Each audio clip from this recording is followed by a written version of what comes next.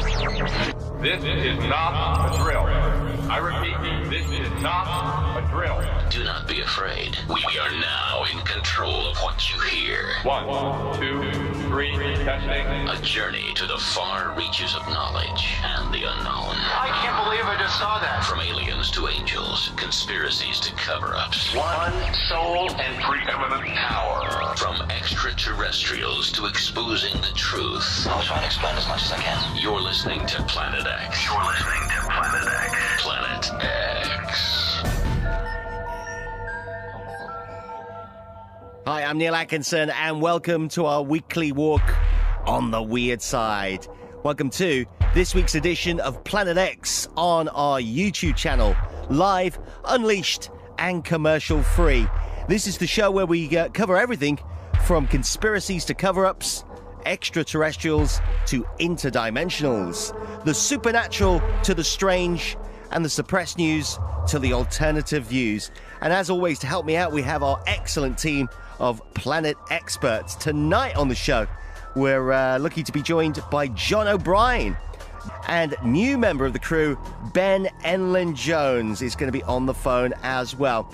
Our special guest coming up very soon is the one and only and friend of the show, Gary Heseltine. Now, Gary, if you don't know, is a recently retired British Detective Constable with the British Transport Police for almost 24 years service, and 20 of those years he spent in CID.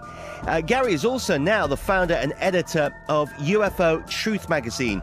The UFO Truth Magazine is a 96-page colour bi-monthly e-magazine dedicated to people who believe that aliens are real and that they are visiting the Earth now and have been for many years. We're also going to get Gary's thoughts, and I'm sure he's got some great stories from the recent citizens' hearings in Washington, where he attended along with a kind of who's who of UFO researchers. That's all coming up with Gary Heseltine on the show very soon.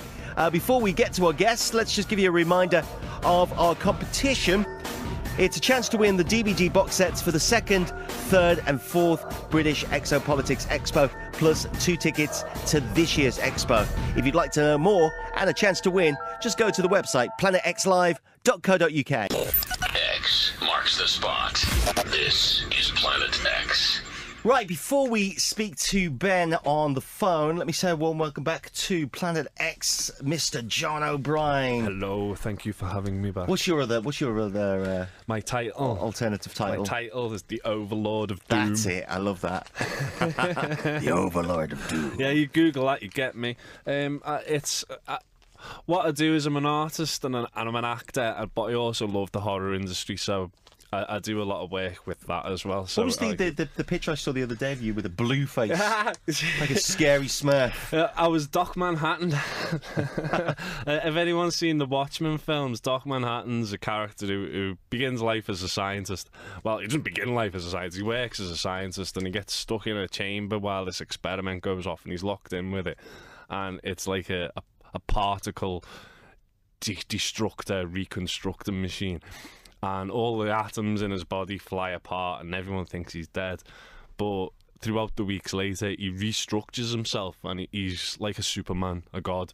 But what he actually finds is because he dissociates from humanity so much, he is no longer human.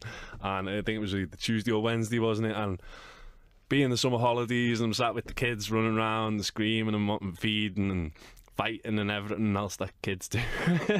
I thought, yeah, Doc Manhattan. Let's dress up as Doc Manhattan. And I got the old makeup kit out and painted myself blue with a nice little atom in the middle of the forehead.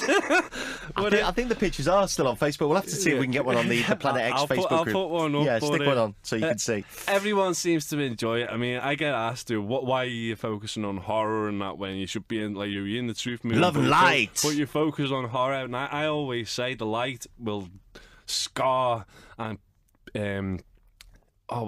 will take over your life just as much as the dark side. And the idea of the whole yin-yang symbol is we need to stay balanced and stay in the middle. So when I reveal my dark side through the horror genre, it's because people ask for it, people want it, and people are happy to see it. And when they do, they leave satisfied that they've had the willies put up. Now, we've got a lot to get through. We're going to speak to Ben very soon. But first, what's happening with you? I know you've got something that you want to share with us that you've been channeling, but we'll get into that in just a second. But what's going on with Truth Juice? The Truth Juice, what I want to do is I want to build up a knowledge about the Truth Juice service that's going to be coming back in, because it did seem to, pardon the French, it died on its arse. So that was down to the last managerial team. But since taking that over, I've gone and got a bit of advertising about, and we plan to be setting up in the 23rd of September again. So I just need the local people going past on the bus to know where it is, know what it is. So just dress up as Doc Manhattan. Well, get the blue makeup on. I was considering get out there with the flyers, the wings and horns on, and painting myself purple. Trying to get you a little bit of the overlord is I'm going to go a bit Stuart Swerdlow now. Is you might have heard or may not have heard of the oversoul. So when you ascend through your chakra levels, you end up going to an oversoul, which is like I refer to it as the little god that sits in all of us, and this is the part of you that reviews your life at the end of every day. Okay, so you've been to your oversoul. Do you do this on a regular basis? Do you have to be in some sort of meditation state? Well, meditation, you don't have to sit cross-legged in a room smelling joss sticks with finger symbols and nothing like that. Meditation is as simply as finding that quiet spot in your psyche. You can do it walking the dog, you can do it on the school run, you can do it doing the ironing. I've done it stood up, ironing, and locked into the actual universe itself, and the love that you feel that comes back, it's like you get hit with it, and it's euphoric. It's euphoric, but now and again, some people look down on channeling as it can't happen. The way I do it is I ask my oversoul, so I ask the Overlord of Doom, what's your message for humanity? And what came back was this. So I picked the pen up. I don't know the next word that's coming out. My hand's just writing. So this is a little bit like what some people would refer to as automatic writing. Yeah. You're just literally scribbling away. Yeah. I can also draw blind as well. I can cover my eyes and draw accurate pictures blindfolded. But okay, well, give us a flavour of what you got then. Right. What came out on paper? I'm quoting them. Little whispers of forbidden tales have turned to waves of crashing tides. The lie told for so long has now been exposed for all to see. No longer shall the deceivers seek refuge in the shadows. No longer shall mankind be enslaved by the beast. The corporate's time now nears its end. With this, expect it to unleash a final, fatal blow that will not only reveal its true identity and nature, but also feed from those who have been lost. Okay. Critical it is that we bond with nature and succumb to its understanding, because the concrete and metallic future will breed a hard and cold populace of willing slaves. Free thyself and protect your children, for our voice is many and their time has come. So, I mean, in English, what does all that mean? In English, that basically says to you is, we're on the winning side. We are winning.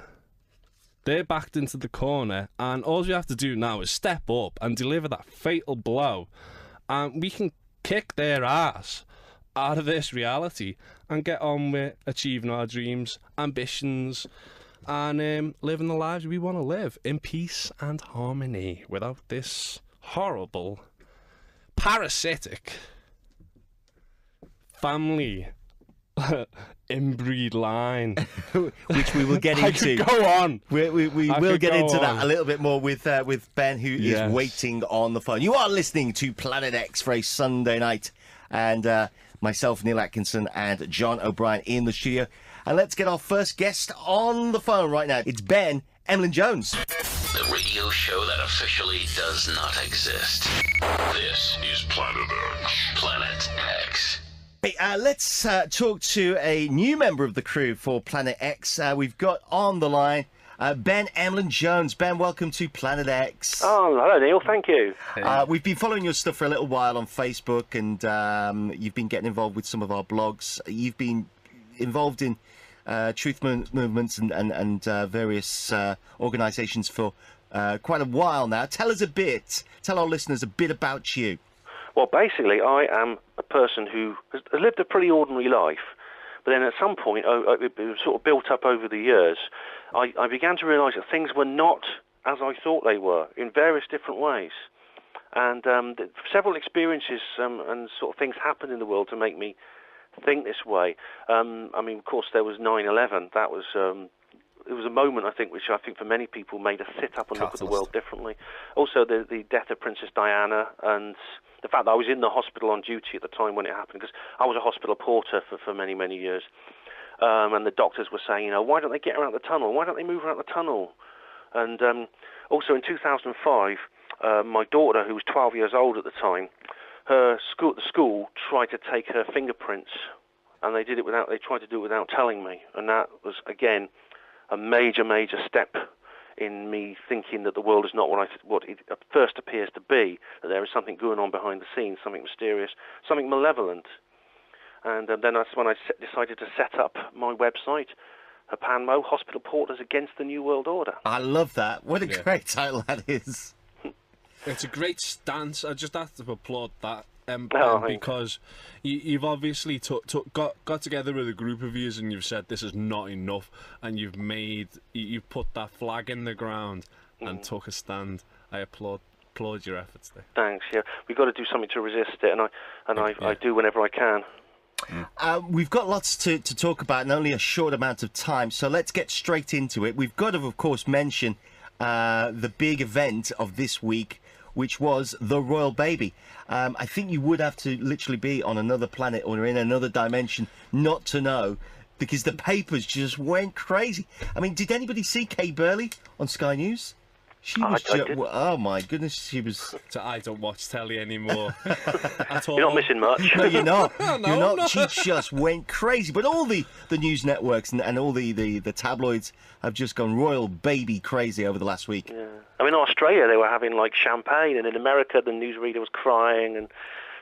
Yeah. Do you believe that, though, Ben, or do you believe it's just more hype that the mainstream bullshit machine just throws out at us? Oh, well, of course, it's all very one-sided. I mean, it's basically, this baby's been born, it's the new king coming, and everyone's really pleased. Well, I mean, as far as a baby being born to a couple, this young couple have had a baby, good, congratulations to them. Yeah. I'm very, very pleased. I was just happy to see that it all went well, because I've seen that not all births end happily, and I'm glad this one did. And I wouldn't wish on my worst enemy anything to go wrong with a child being born. Of course, yeah, of course. I mean, for me, what was a real disbelief position for me is, you check on like the social media sites like Facebook, and every other post is like, oh, congratulations, and they don't even know the person yet. Well, I mean, look at how many people were outside Buckingham Palace. For what reason? Tearing down the bars. So you think it was their own into a hotel? That's what that place is unbelievable. I mean, there's millions of kids in Africa dying every minute of not just in day. Africa, all over the world. In this country, in our country now, especially with these new legislations that are coming in. I mean, I obviously see where. As I said to Dave before, I can see through the veil, but I can also see what's on this side, and I think the major majority of society can't even see what's in front of them, let alone what's beyond that. Yeah, it's a really sad thing when you consider. I mean, there's kids being killed by drones right now. Yeah. For every like child was in labour, how many kids were killed by drones? How many died of starvation? Yeah. Unnecessary diseases that could easily be Obama, cured. Obama's even on video as saying, to anyone who hopes to be dating one of my 3 daughters, I have 2 words for you: drone strikes. Or unmanned drones, or so I can't remember, but it's like piloted drones, and everyone starts laughing, and he turns around and says, I'm deadly serious. This guy needs to go. He doesn't need to just go, he needs to be gone and made an example of. These people need to be made examples of, not in a good way. Well, Yeah. that's a whole other subject before we get bogged down with Obama, because we are really limited for time. We've got Gary Heseltine coming on soon. Sorry, Nick. Let's get back to the royal baby. There was a great post on our forum which depicted the Star of David. The planetary alignment. Tell us more about that. Yeah, the alignments. It was and this was actually posted before the birth. I think it was on about a week before on the planetxlive.co.uk forum. And it gave the date of July 22nd or possibly the 23rd of when this baby was going to be born. Which is kind of... It makes me want... Where's my... Hang on a minute, let me get this on. Let's get this music on. I've got the Omen. Well, yeah. Hang on, it kicks in a minute. Here we go. I love this tune. It's great, isn't it? Where do you think the baby's got the 666? On his top, well, it's not on his head because I've seen the head. And there was a even great got picture of him in one of the papers giving 2 fingers to somebody. Did you see? Oh, So listen, before we get bogged down with lots of politics, let's talk about this alignment. Is there any truth in that? There's also lots of other conspiracy theories flying around about the fact that Kate might not have even carried a baby. She was using some sort of padding. Yeah. What's your thoughts on all this? well, one of the someone I spoke to just now, actually, on another radio show, was saying he's a guy who's got several kids, and his own wife was pregnant, and he said that it doesn't look like a natural pregnancy. Now, it's almost as if she's wearing some pillow up her dress or something, like as if she's playing a game, or it's a costume in some film. Well, that's exactly right, because It's to do with weight distribution. Yeah. She's not leaning back as a pregnant woman should. Yeah. To redistribute her weight, her centre of gravity. I mean, I've got 3 daughters, and the mum did go through drastic changes from a size 8 to she put weight on, in not just in the front, and then she ended up losing it gradually after. But it was hard work. A baby bump just doesn't disappear after you've had the baby. There's still other tissue that needs to settle. But this whole thing is clouded in secrecy. Yeah. I mean, it was all very, very confusing because we heard that the baby was born at 4:24 on Monday, and then the following day they come out. It's something very, very strange because they bring the little baby out, 8 pounds 6 ounces. There's lots of people cheering in the crowd, and several strange things I think I should bring up. One of those is that Prince William almost casually announces that they have only just met him, which is very odd because it is common practice in childbirth nowadays. As soon as the baby's born, it's handed to the mother, and the parents get to hold the baby, and the baby never leaves the parent's side unless it goes off for an operation or something. Well, yeah, in two-parent families, the common practice now is if you go to midwife courses, and that is when the baby's born, the father takes his shirt off and you put the baby close to the chest because it gets skin contact, the smell, the warmth, the touch. Everything about this just rings falsehood with me. Yeah, I mean, what the thing is, what must have happened is the baby was born and it was immediately taken into another room and not given back to the parents until just before they came. Just before they came out. That's 24 hours where the baby was away from the mother and father, which is very distressing for a newborn, and I imagine it should be for them as well. And this is what they used to do. They don't do it. Giving it its first snake blood feed. Well, exactly. This is what I'm worrying about, I mean, we laugh and we joke, but these people take this deadly seriously. I mean, it's an interesting thing is that this child is obviously very, very important to this House of Windsor, this part of the Habsburg Illuminati bloodline that is on the throne of England. They called him George, which is the most common name for a British king, and it represents the continuity of the monarchy. Which is interesting. And his numerology also matches that of Mad King George, who went crazy with incest and all other debaucherous activities. This is maybe why they've had to bring in a commoner, so-called, to make sure they don't inbreed too much. She was never a commoner, Katie. She was never a commoner, and So what you're saying is, was she pre-selected or? Oh goodness! I mean, goodness me, she would have had her entire pedigree checked as closely as any top racehorse. So you mean, Ben, that they just didn't meet at university, like we're all led to believe? I'm shocked. This is amazing, isn't it? I mean, people envy the royals. They say, "I wish I was like them. I wish, Well, there's lots of girls, green with envy over Kate for meeting this guy, saying, "Oh, well, Harry's still single. Maybe he'll marry me." For goodness' sake, don't they realise a cage is a cage is a cage, even if it's a gilded one? I mean, I live in a single room. I scrub floors for a living, but I would not swap places with any of these people. I can go where I want. I can marry who I want. I can have children with who I want. I even have the right to drive into a tunnel in Paris and come out of the other end alive. I feel no envy for these people at all. I just feel... As for Kate, Kate, do you think Kate is going to be allowed to have the same relationship with her baby that a mother normally has with a child? No way is she going to be allowed that. I bet did she choose to call him George?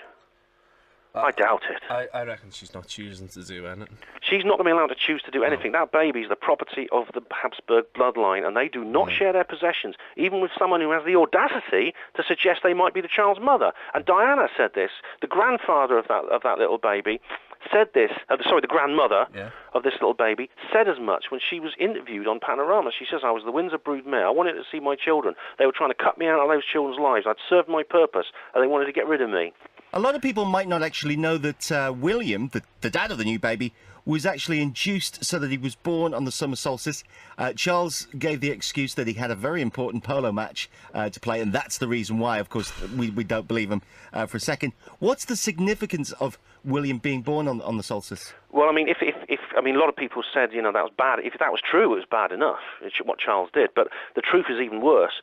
The summer solstice is very important because, it's the longest day of the year. It's where the sun is at its brightest in skies in the northern hemisphere, and the connection between the sun, the occult, black magic, which of course these people are all into. If indeed they even are people. Human sacrifice. There's something very, very important to William. He was obviously very important to this bloodline, and of course this new baby George is going to be very important to them too. And do you remember, does the name Jacinta Saldana mean anything? Yes. No, well, I was going to ask you about that because I'm glad you remember. That was the Asian... No one else does. Yeah, exactly. That was the Asian nurse who allegedly committed suicide because of a prank call. Now, she was one of the nurses on duty looking after Kate when she was taken in with some sort of morning sickness. Are we looking at something a little bit more sinister? Did she know more than she should have? I think there's some very, very suspicious elements about why she, that death. The fact of the matter is, a lot of people said she was in perfect mental health. She had a family of her own. I mean, what happened was distressing for her, but, compared, to be honest, I know what nurses have to go through. And some idiots from Australia phoning up and making a joke is nothing compared to what nurses have to put up with. I mean, nurses do commit suicide, believe me, but not for something as trivial as that. I think it's something very, very odd. I mean, what it was, maybe it's what she knew, or it could be that this was some kind of occult action, a blood sacrifice for the new baby. What I found odd as well, another question I was going to put to you, was when all that happened, I remember seeing pictures of, I think it was one of the nurses who works at that hospital, came out to give a statement, and the actual buckle of her belt was Masonic. It had symbols, just in the belt. I've never seen anything like that before. You've worked in hospitals. Have you ever seen any of the nurses wearing anything like that? I have not, but the reason she had that belt buckle, it's actually the symbol of the Royal Masonic Hospital, which is actually a private hospital in London. But the hospital itself was actually the King Edward VII's hospital, so for some reason she was brought in. I mean, whether it was a bank shift or something, I doubt if it was something as trivial as like a bank shift or some bit of overtime. I imagine the staff that took care of Kate in that hospital were very, very carefully selected. I don't think they just let any old nurse do that kind of work. It's interesting because they say you can't judge a book by a cover or someone's life by the face and stuff, but I have always said the windows are the eyes to the soul. Yeah. And that woman who was on the photograph as the nurse, she is into very, very dark activities because you can see it coming through her eyes. You can see this in the eyes of people, politicians as well, and people in charge. Like the Queen has these evil eyes too. Tony Blair. Oh, yeah. Yeah. Psychopath. mouths. Not the Photoshop ones of him on Facebook. Not the Photoshop With the red ones, glowing yeah. eyes, not that. But they do all have this non-blink smile, but the eyes don't smile. You know, Yeah. the eyes are saying something completely different, while the mouth says something else. And the Queen does it all the time. And Yeah. She looks horrible. I mean, she gives me the creeps. One thing that I picked up on, and I don't know whether anybody here on the show tonight picked up on it. We had I can't even remember her name, but one of the royal correspondents was reporting just after the birth, and she was talking about Prince George being third in line to the throne, and then she came out with this statement, and it was something along the lines of, "That's if there is still a monarchy at that time." And I thought that was a bit of an odd thing to say. The numerology that I referred to of Prince George's star chart is actually, it says when he gets older, he is going to have major conflict from the public, and his role may be denounced. But don't you think that that's an interesting thing for a royal BBC correspondent to come out with just after the baby was born? He's third in line to the throne, if there is still a monarchy then. Well, that's it. I thought that was very interesting. This is the 400 years plan that I've referred to in the past on the show, is where they don't plan 4 months or 4 days ahead. They plan 400 years ahead. So all this is well being taken care of for the monarchy to be denounced. I mean, who knows what plans they got? But it's important to remember, you know, that the Habsburg bloodline, the House of Windsor, at the moment is not a permanent fixture. It doesn't need to be a permanent fixture. There's different dynasties that come and go. The same bloodlines are behind them, and the thing about it is that they may decide at some point in the future that we're not going to have the House of Windsor on the throne of England anymore. It could be. I mean, even if we abolish the monarchy, does it mean we're free? No, it doesn't, because I mean, other countries have abolished their monarchies. France did it.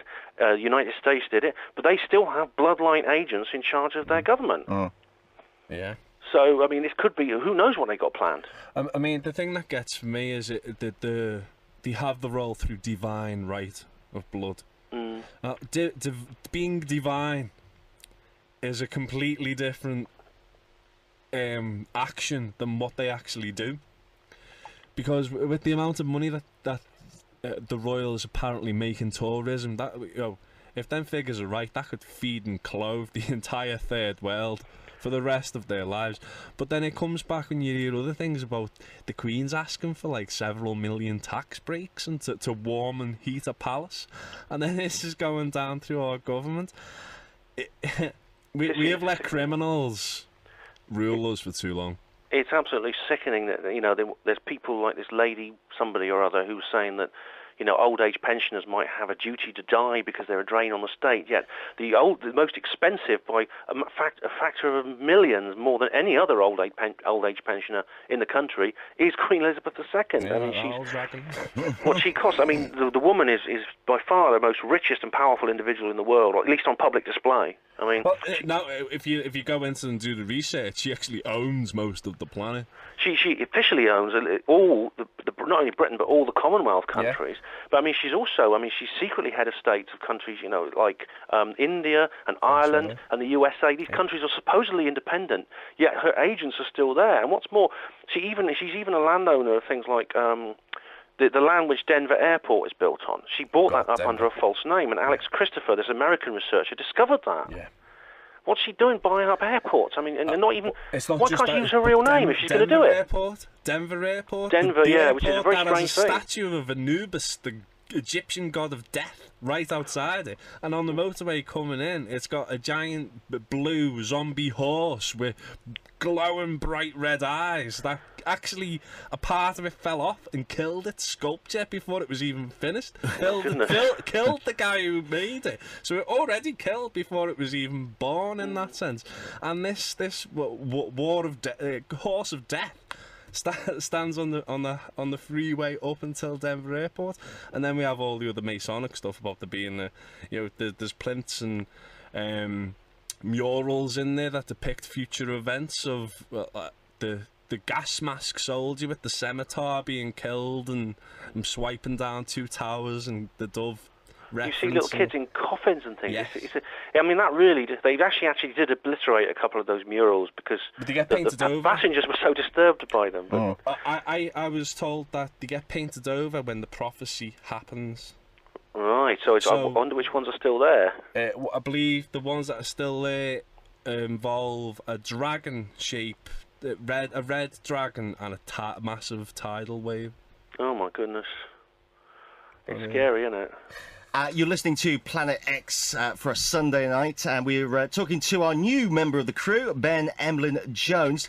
Let's move away from the Queen and the royal family and that side of things. And while we've got a little bit of time with you on the phone before we get to Gary Heseltine in just a little while, anything else that's caught your eye in the news this week? Well, there was a news story about unemployment again, which got me very, very upset. And this was about these policies that have come in that they want to get unemployed people. Basically, if you can't get a real job, you're going to have to do voluntary work, which is unpaid. Now, there's implications attached to that, which are really earth-shaking, and there are enormous drawbacks and problems, both practical and ethical. And so I wanted to say a few words about that, because I mean it's pretty awful. I mean, on the ethical side, I mean, it's really what they're basically saying is that unemployment is caused by people choosing not to work. The fact that there's no jobs available is irrelevant. You know, the fact is these people are lazy. Therefore, if you make life as difficult as possible for them and as uncomfortable as possible for them, you know, you can actually get them somehow to go out and get all these non-existent jobs.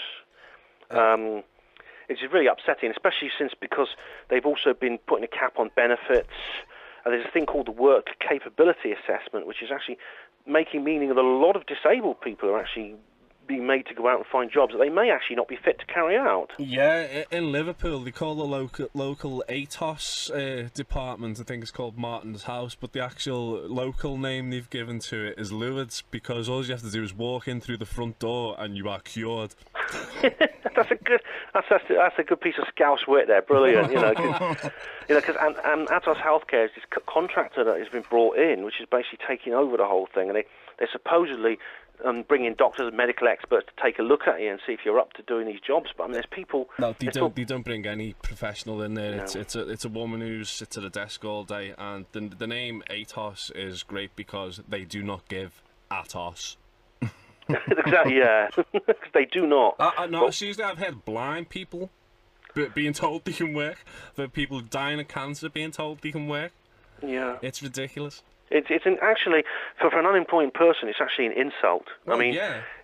Plus, if they can afford to find jobs that need slaves for, so you can get your benefits, then why can't they give you a bump up your benefits so it's like a wage? Well, and let you go to the same job. Well, this is part of the practical problem with it. It's practically impossible as well as ethically impossible, because what's happening is, I mean, there are companies, there are like places like shops which sell cheap goods for one currency unit, which I will not name, but I never go in there. But they are doing things like they are creating vacancies deliberately for people who are on job seekers allowance, which means they have to make some of their own staff redundant. So people who are in proper jobs are actually being kicked out of their jobs to create work for unpaid people. And then this could spiral out of control. We could have a complete underclass of civic slaves. But it is slavery. It's 1984. This is the document that they're reading from, and I see society as a mixture of 1984 and Aldous Huxley's A Brave New World. Absolutely, yeah. And it's really it's absolutely appalling. And and then the fact of the matter is, if you consider all the money that was given to bail out the banks in 2008, which I don't remember getting asked, and I'm sure the guys in the room. Did anyone ask you from the government? No. Is it okay to bail the banks out? I remember somebody came up with a great theory. Rather than spending the billions that they did to bail out the banks, they could have given pretty much everybody in the country around about 25,000 each. It's 3 million.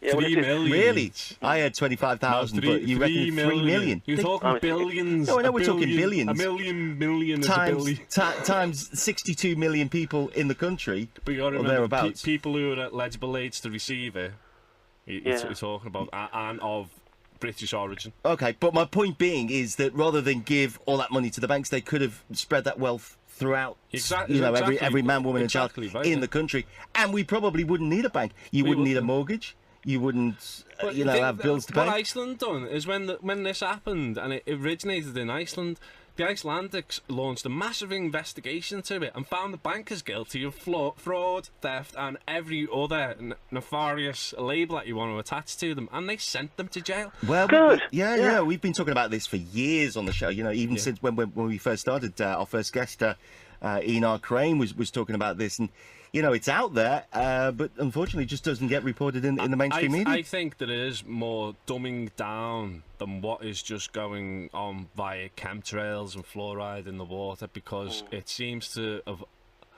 began before then. For it to be at this state now of the total Ben, do you think there's a lot of misdirection that we still get, whilst you're watching this hand, Totally. something else is going on over here? Oh, totally. I mean, the thing is, you don't have to go to the London School of Economics to understand that, if people in a country who are poor are going to create poverty, and people who are in a country that have money are going to create wealth. It's that simple. And what they've done in Iceland is absolutely magnificent. Joanna Sigurðardóttir, the Prime Minister, has really done something that everyone else should be following. But at the same time, of course, there is misdirection. The biggest misdirection are things like, all this fuss over the royal baby and things, that plays a role in it. But there's also rubbishy TV series that serve no real purpose. And, soap operas, reality TV, stupid celebrity gossip, all these things are designed to keep us blinkered away from things that really matter. It seems that they've got the female population addicted to reality TV and soap operas like EastEnders and Coronation Street, and then you've got all this honey boo boo stuff about this ridiculous overweight American family who would just enter beauty contests, and then you've got the male populace who are all distracted by sports and football, and no one's got their eye on the ball, so to speak, as in actually what is going on in our lives. Well, the Romans called it bread and circuses. Bread and circus. Which they used to basically, kept people away from thinking about things that matter. That's a quote. That's virtually a quote, actually, from a document called Silent Weapons for a Quiet War. Yeah. Keep them away, distracted by matters of no real importance, and discourage technical creativity and thought about things that really interest them. Ben, we are absolutely out of time, and we've only covered a couple of things. We could do a whole show on your good self. But listen, thank you for coming on and having a quick chat with us. Will you come back on again in a week or two and give us some more things that you've spotted in the news? Oh, I'd be glad to. It's good to be part of the team. It's great to have you. Thanks, and before we let you go, a little bit of a plug. If anybody wants to find you on Tinternet or have a look at some of the stuff that you're doing at the moment, what's the best way to get in touch with you? The best way is to go to my website, which is HPANWO, which is spelled HPANWO, Hospital Porters Against the New World Order, .blogspot.com. Brilliant. And if all that was too much information for you, then you can just go to our website, which is planetxlive.co.uk. And I think we've got some links on the Facebook group as well. And check out Ben's stuff, because it is really, really good. We'll speak to you in the not-too-distant future. But for now, thank you, Ben. Emlyn Jones. Thank you. Bye-bye. Take care. Planet X. The truth is on air. Good stuff there from our new member of the crew, Ben Emlyn Jones. Nice guy as well. Yeah, nice guy. We will be getting Ben back on Planet X in the not-too-distant future. Right. Let's speak to our special guest. Mr. Gary Heseltine is on the line. Gary is a recently retired British Detective Constable with the British Transport Police for almost 24 years, 20 of those years in CID. He's also now the founder and editor of the UFO Truth Magazine. The UFO Truth Magazine is a 96-page colour monthly e-magazine dedicated to people who believe that aliens are real and that they are visiting the Earth, and have been for many, many years. Let's get him on the show. X marks the spot. This is Planet X. And the main guy is on the line right now. Friend of the show, welcome back to Planet X, Gary Heseltine. Thank you for inviting me on your great show. Thank you very much.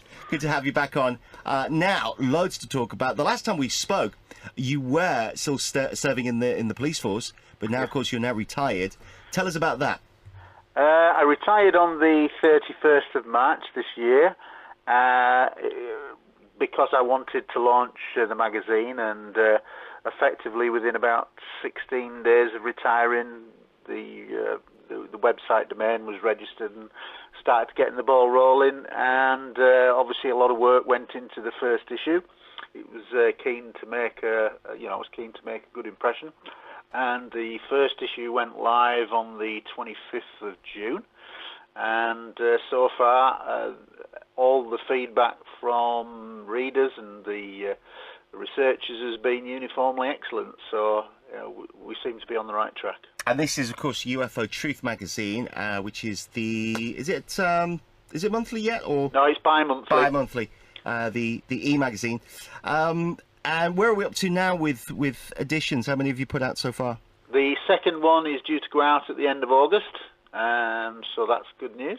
And the links are all over, by the way, if anyone's listening for the first time or is unaware of the magazine that Gary's been working on.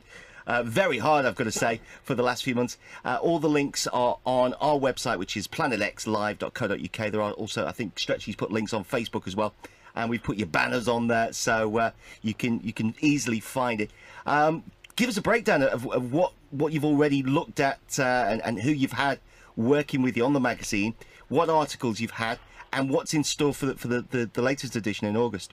Well, let's see. The first issue, really, the columnists are the likes of Roberto Panotti from Italy, one of Italy's leading researchers, who writes a very fascinating article about a contact strategy for politicians, shall we say, or for ufologists when contact is officially made, and there needs to be a strategy of how you communicate, etc. So that's an interesting article. AJ Javard from Brazil and editor of Brazilian UFO Magazine.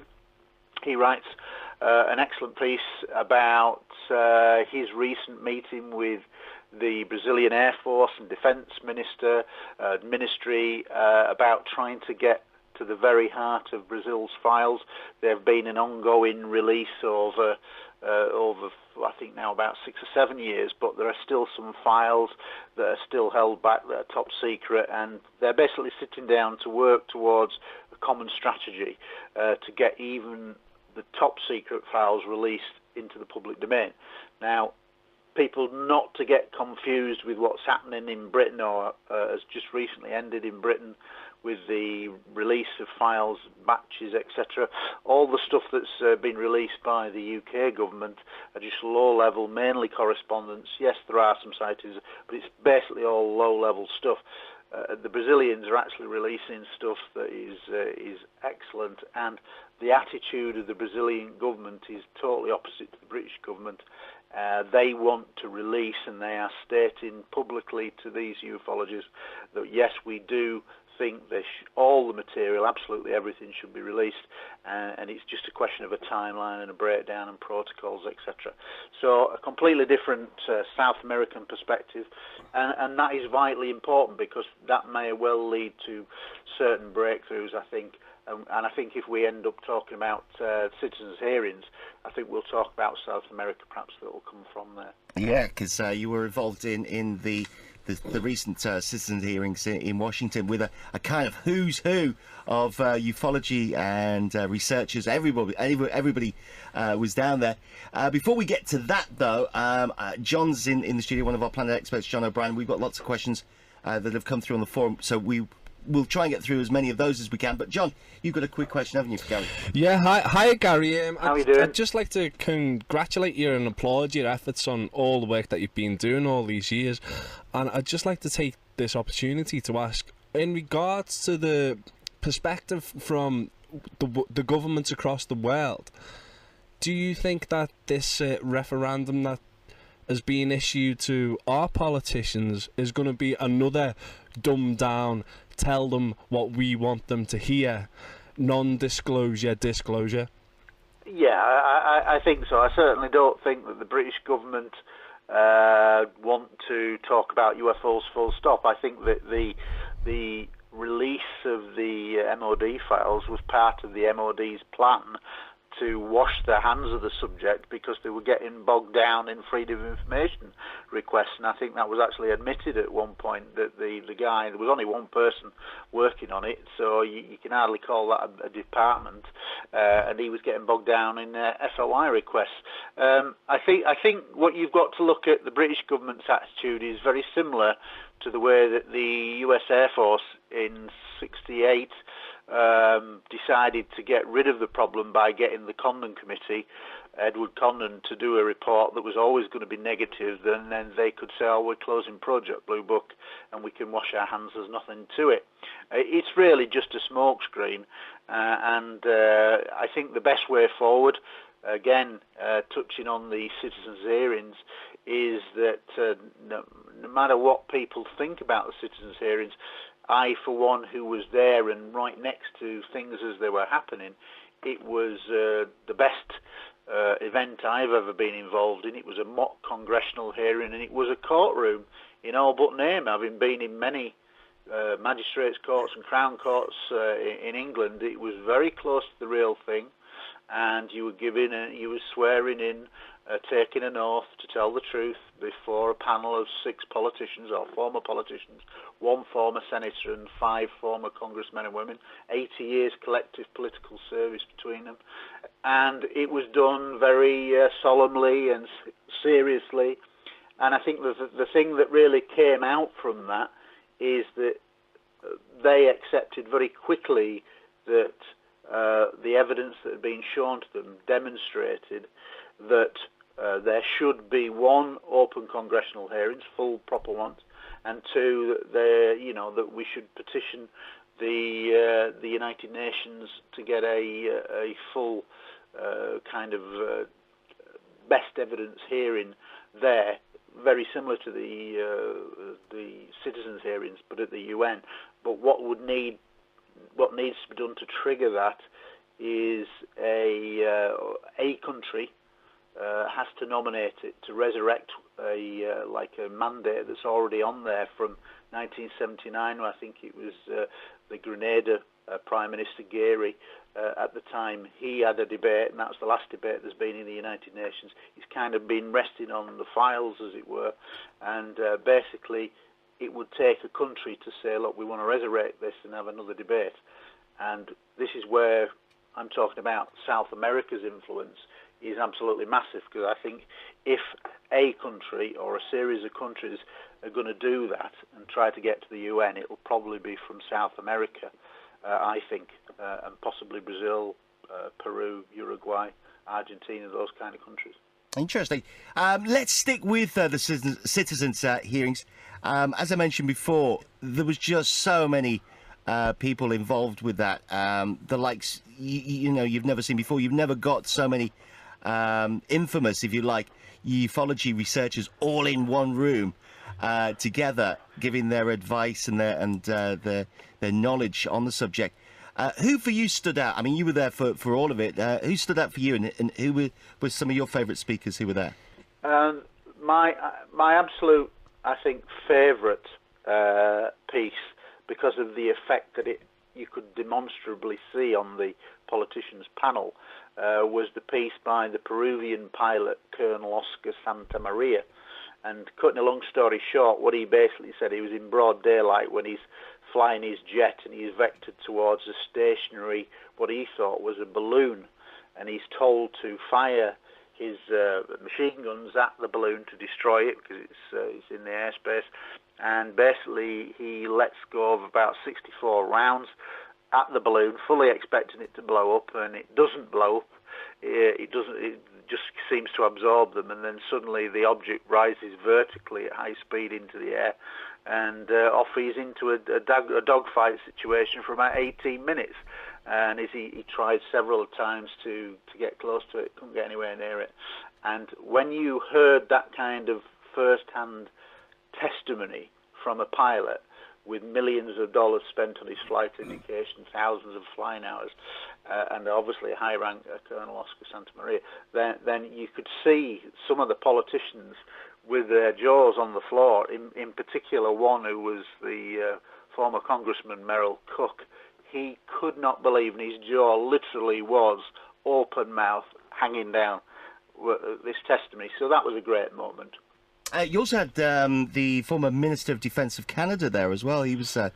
Yeah, Paul Hellyer was Hellyer. there. I think because of his extremely... I mean, I think he was a former Deputy Prime Minister at one point, but definitely Defence Minister. But yeah, I mean, I think some people in hindsight would say his closing remarks, where he kind of quoted from...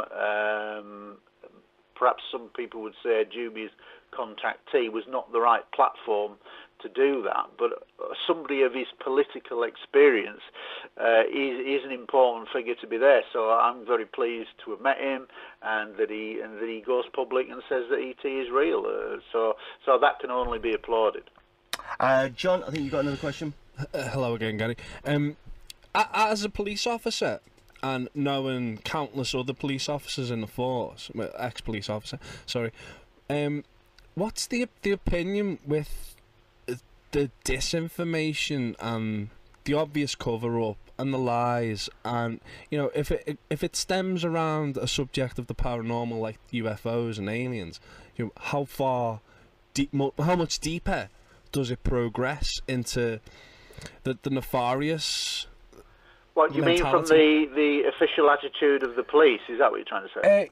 Yeah, I mean, as the police are to serve and protect the public and, you know, uphold the law, which is all being done away with now as these new policies are coming in, which, you know, puts a new meaning to the word police officer. But, you know, there must be some disconcert with your peers. I don't know. I think I would say the vast majority of police officers, and if we look at a percentage, you're probably talking 98% of all police officers don't have a clue about UFOs, probably have no interest in it, and have no axe to grind should they come across a case or whatever. They'll deal with it kind of properly. But within the hierarchy of the police, I have no doubt that all forces have a standard operating procedure, an SOP, or, you know, an actual order on how to deal with anything. Now, some forces will release that kind of information, others won't, but effectively all forces had a protocol, because they were then, when the MOD desk was up and running, people were basically ringing to a police force. Certain initial events were dealt with, or just the sighting was recorded by the police, and they then had to go to standing orders to find out what they had to do with that report, and that standing order said, basically, you've got to report it to here at the MOD. So they were following guidelines. Now, despite the MOD closing its desk, I still suspect that they will still have to have some channel through to the Ministry of Defence, because obviously one of these days you could have an incident that really is of an urgent nature, whether people are hurt or whatever, and it would necessitate something go through to the MOD. So I do think there will be some kind of contingency plans, but I have no hard information on that. But in light of the MOD closing its desk, they will have had to come to some kind of contingency planning. This is Planet X live for a Sunday night. Our special guest is Gary Heseltine. He is now the founder and editor of UFO Truth Magazine. The UFO Truth Magazine is a 96-page colour bi-monthly e-magazine dedicated to the people who believe that aliens are real and that they are visiting the Earth now and have been for many years. The links for the magazine are on our website, planetxlive.co.uk, or you can find them on the Facebook. Now, let's get in some questions from the forum, because we always do this. We always get chatting, and we always run out of time. Stretchy, our webmeister, has got a few questions. Let's just try one question for now and see where we go. Hi, Gary. It's Stretchy. Okay. Right, so I've got a question here for you. How do you see UFO investigations going on these days? Because we all see the same old names and faces pop up on the press and the TV and conferences, but hardly any of them do any physical investigation these days. And surely the public are aware of this nowadays and want to hear real-life UFO investigations. I don't necessarily agree with that, because I know quite a lot of the researchers do actually go out and meet people. People like Richard D. Hall with richplanet.net, he goes and meets people. People like Dave Hodgson with the Birmingham UFO group, they go out and meet people. People like Bridget Barclay, Experiencer, she has a group, so people can contact her. So I don't necessarily agree with it, but I think it is important that researchers do more than research, that they investigate. And one of the things that I kind of look forward to now that I'm not in the police is that should a major event occur in the UK, then I can actually have the freedom to go off and start investigating and using the detective skills that I honed over many years. So when you're in the police, I wasn't really able to do that because of the constraints that they put on me. That would definitely have crossed the line and got me into more serious trouble. So now that I'm retired, if something really happens of note, then I can go off and start some investigating. So in a sense, I'm looking forward to doing that as well. Okay, let's go back to John O'Brien. He's got another question for you. Hi, Gary. I'd just like to find out this question's come up on the forum as well, and whether your opinion on UFOs and extraterrestrials are A, extraterrestrial in origin, B, interterrestrial in origin, or C, interdimensional in origin, or D, demonic/angelic visitations, or all of the above. Well, I think anybody that's ever known me will say that I would say extraterrestrial, and that is my first answer. Yes, I do believe that there's a small percentage of cases that are definitely extraterrestrial. Now, that's not to say that these other aspects, interdimensional and things like that, although I have no direct experience of that, who am I to say that that's not a possibility? So I don't know, but certainly a small percentage of UFO sightings represent definite ET with definite structure at the heart of it. Now, whether that's a multifaceted aspect of ufology, I suspect it is. Do I think it's demons and whatever and religion? No, I don't. I'm not religious in any way. Could angels be aliens? Yes, I guess they could. I have no direct knowledge of that, but I would just stick to the fact that a small percentage of UFO sightings do represent ET visiting the Earth, so I'd leave it at that. Yeah. That's very interesting, that, because from my experience, and I've seen countless UFOs and stuff, but the general theme is if we as a species were going to travel to another planet, by whatever means we got there, there'd be a certain an amount of evidence that we were actually going to whomever was on that planet watching us come. So they'd see us coming a while off, and the theory is if these were all harmless integration of a new species, a higher species of human into the human populace, that it'd be done in a less secretive way.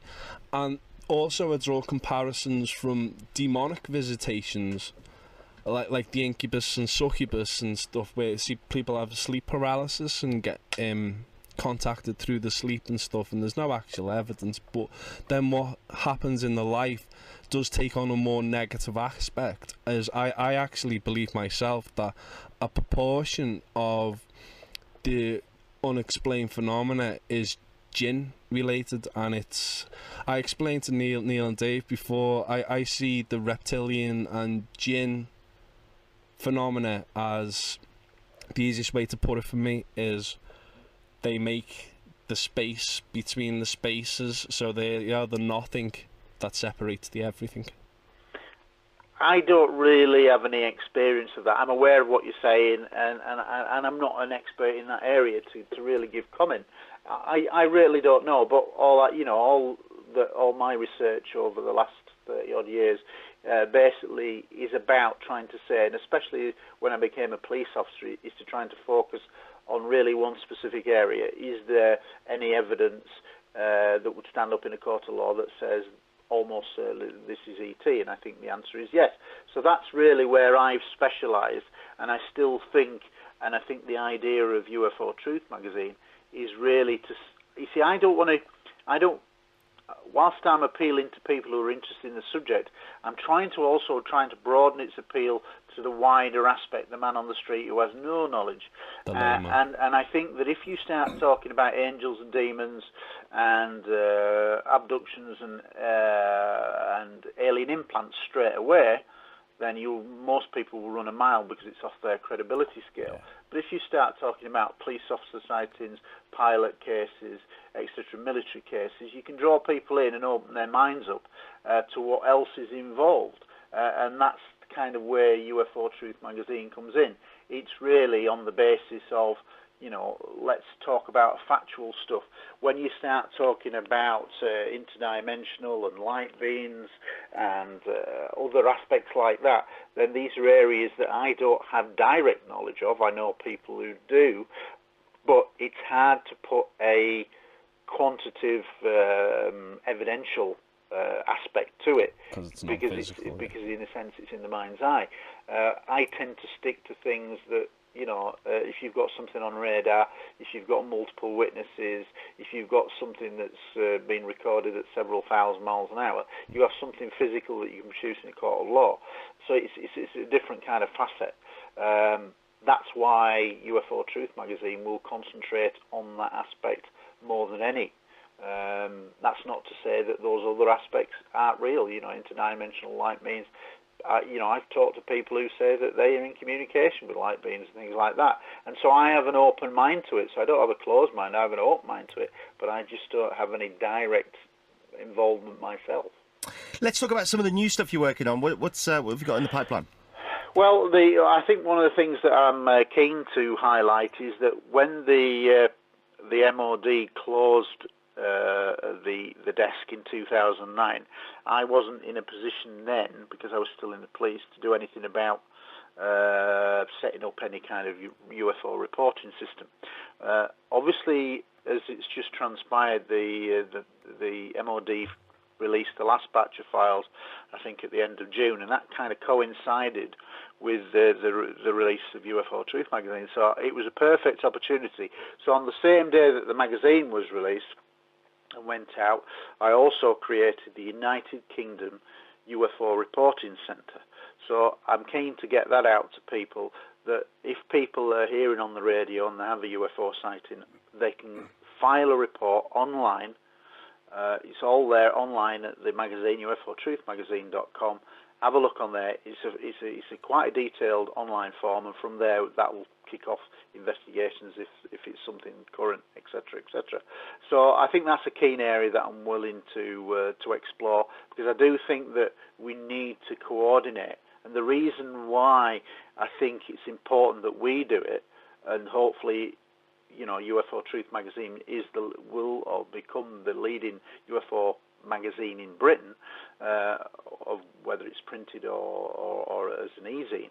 But if that takes off, the idea is that there'll be no more big hoo-ha in the media, because there's no more files to be released. So it'll go a bit quiet. So when the papers eventually do want to start doing reports, who they're going to have to come to get quality sighting information? Well, the idea is they come through to the magazine and the United Kingdom UFO Reporting Centre.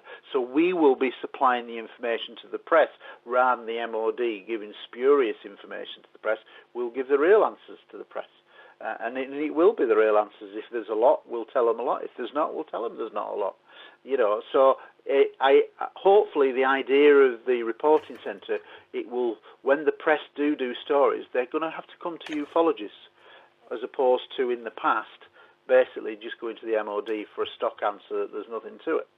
Now, Gary, you've worked doing what you do as a fabulous researcher for many years, but you've also been involved with various media outlets. You've done little bits of TV and stuff for various newspapers. How much do you think that they're still being controlled? Are they getting a bit more open to publishing stuff and putting stuff out in the media? What's your take on that? I think certainly the mainstream are still very insular, and if you won't get a decent UFO coverage on the BBC. What you might get is regional TV, the likes of, say, where I live. I've done pieces for Look North, Humberside, Look North, that cover the Yorkshire area. I think the more regional TV you might get pieces on, but generally it's still kind of frowned upon. Obviously, when you look at satellite channels, you have, I think, quite a big increase there. Now, you're getting series like Ancient Aliens, which is proving very popular, so there's obviously striking a chord, and that's run several series now. I think you've got another series that's just released on H2, a satellite channel, History 2, about UFO files being released. So what you're noticing in some of these programs now is that there's no resident skeptic. Yeah, I was going to say that, because they used to go down that route, didn't they? They used to dig out the who's the guy from Skeptic magazine? Oh, Shermer. Yeah, who poo-poos everything. Absolutely. And you used to get McGahey, that major in the Americans. He would come up and turn up. Yeah. But as you say, they're doing that. They're doing less of that now. They seem to be just reporting the facts and doing some good research. And I've always said that if there's nothing wrong with skeptics, providing they stick to the facts. And unfortunately, because there was never a referee in the media who knew enough about the subject to be like a Jeremy Paxman kind of figure, and who would know both sides, then unfortunately, when documentary filmmakers do documentaries, they just get commissioned to do this, blah, blah, blah. Then they start from a position of no knowledge, and then they then say, oh, we've got to have a skeptic. I'll say, why do you have to have a skeptic? Do you have a skeptic when you do an antique show? Do you have somebody who's a non-antique expert there? When you have a cookery show, do you have a non-cookery expert there? And it's just ludicrous. But when it was UFOs in the mainstream, you've got to have a skeptic for balance. Well, it made no sense unless they stuck to the facts. And unfortunately, they were given airtime, and this is why all the documentaries on Rendlesham still talk about lighthouses and blokes lighting manure and riding around in police cars in the middle of the night as being possible explanations, because they were put forward by skeptics, and unfortunately the powers that be didn't know the subject well enough to say, well, it's not viable, that is, it's ridiculous, and kick it out. There's no evidence, and unfortunately they got equal airtime, and that's wrong.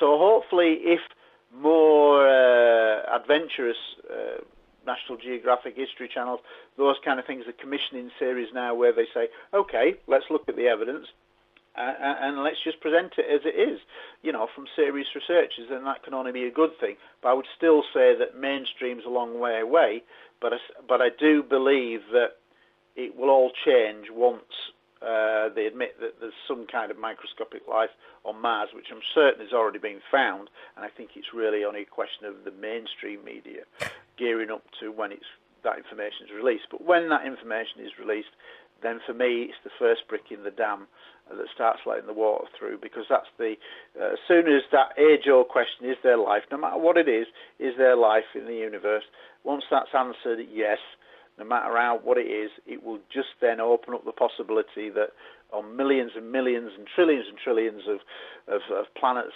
operating around stars in just our galaxy alone will have developed life. And then if some of them have developed ahead of Earth time, then they could well be 1,000 years ahead of us, 1 million years ahead of us, and they're not going to be riding in petrol-driven cars and jet engines using solid fuels.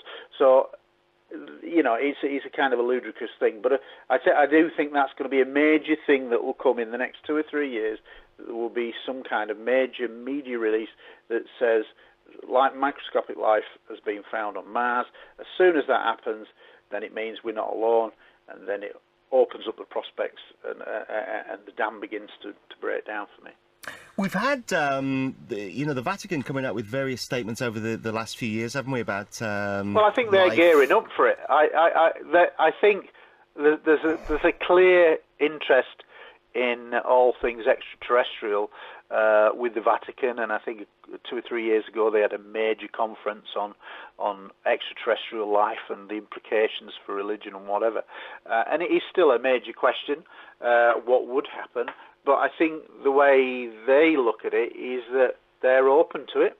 They believe that it's all part of God's creation, and it's not a big problem for them. So I think the fact that they've done all this research means that they know that the time is fast approaching where, whether it be mainstream or some event happens, that ET is suddenly accepted as being real, and they're going to be in a position that says, yeah, we welcome extraterrestrials to the Catholic faith. And just, I know John's got another question to come in with, but I had a good theory about the reason why they get a lot of these skeptics on, especially for the more sort of daytime programs like this morning, which you appeared on, and they seem to wheel out people like Dr. Chris French. It's kind of the theory goes that it's kind of a way of not unnerving the little old, the grey-haired old ladies who are watching at that time of the day, because they'll have somebody on like you saying, well, there's all this evidence, and then they wheel on Chris French to say, well, actually, it might be this, and then the little old ladies all sort of go a big sigh of relief and go, oh, well, maybe it's not real. I mean, there's no two ways about it. As and when there is a major announcement that ET has been found in whatever form, then the implications for humanity are actually very serious, because we ultimately don't know their intentions, or certainly not in the public domain. Perhaps some governments do, particularly America might have some information on that. But in the public domain, we don't really know. I think what can be gleaned from over 60 years of modern sightings from 47 onwards, I would say, is that ET has definitely got an interest in nuclear weapons. They quite clearly have got far more advanced methods of propulsion than we have, which means that really, if they'd have wanted to take over the Earth, they could have done it a long time ago. So it would seem that the vast majority of ET species are benevolent. That's not to say that they all will be, but at the moment there doesn't appear to be a direct threat, and I tend to think that they look at us a bit like the Great Barrier Reef. We don't go to the Great Barrier Reef and start breaking bits of coral off. We basically just come to the Great Barrier Reef to swim with the fishes and watch the natural habitat, and I think that's what they're doing in the main. I think they come here to watch us because we're probably very low down on the, we're probably the ants walking around in the park. The amoebas in the pond. Yeah, absolutely. and some people can't get their head around that, and they think that we've got to be at the centre of everything. But I think that's a very small-minded way of looking at it. And really, we're at just the dawn of taking our very first steps into the cosmos. So, I think it's a completely different attitude that's needed. You've just threw up about 200 questions I need to ask you guys. I'm going to have to wreck my head to try and remember them each in order. Looking at the ancient alien side of it, it does look like we were taken over thousands of years ago. We are being bred as a slave race to purely just get along and make sure it ticks over. And they did apparently come in full regalia and display as our gods, and I look at modern society and I see it still stuck in this ancient mentality of either you're talking fairies and make believe, or you're a complete nutcase and no one's ready to accept it, or the fact that we are on a tiny rock in the middle of a vast, infinite, unimaginable to account for the size of the universe, with billions upon billions of other rocks orbiting stars, and the people's mentality is, no, there is no life in the universe and we are it, is the most preposterous. It is absolutely ridiculous, and with it, literally with every day you've only got to read the new advances in science, literally every day being made, that says that the odds of us being the only ones are absolutely ludicrously small. So for me, life is absolutely I think, teaming in space. It's really just the distances, but the distances don't add up once you've developed life ahead of Earth time. So, I mean, you've only got to think where we've gone in the last 100 years of technology. Well, where are we going to be in another 100 years in technology? Are we still going to be driving around in petrol engine cars? No, we're not. Are we going to be still driving around in jet engine planes? We're not. We'll have developed new methods of propulsion. But what happens if a civilization developed 1 million years ahead of us? Well, that means a million years ahead of Earth time. Who knows what you could accomplish in terms of travel between the stars? I suspect that the kind of Star Trek warp factor is much closer to the truth than we'll ever imagine. Yeah, because there are some researchers out there that say we already have that technology. It's just suppressed and we don't get to see it. It goes back to the old Ben Rich and the Skunk Works comment that says basically we already have the technology to go to the stars. But again, what I would say on that is we can only talk about really what's in the public domain, because if it's in the security private world, corporation world, then it's down to need to know, and we don't have the need to know. So, we just get glimpses. We get the odd person that comes out who reveals things, but it's not enough. So we have to rely on what's in the public domain. The exact quote was, "We have the technology to take ET home now." Yeah. Which is obviously that they've developed stuff in secret. And there's no two ways about it. They will have developed stuff, especially if you accept the premise that there was a crash at Roswell in '47 and they've recovered aspects of it that was given to major corporations trying to reverse engineer that. All of them, not aware of it, what each other's doing, just getting a little bit of the circuitry here and there and feeding it into the system.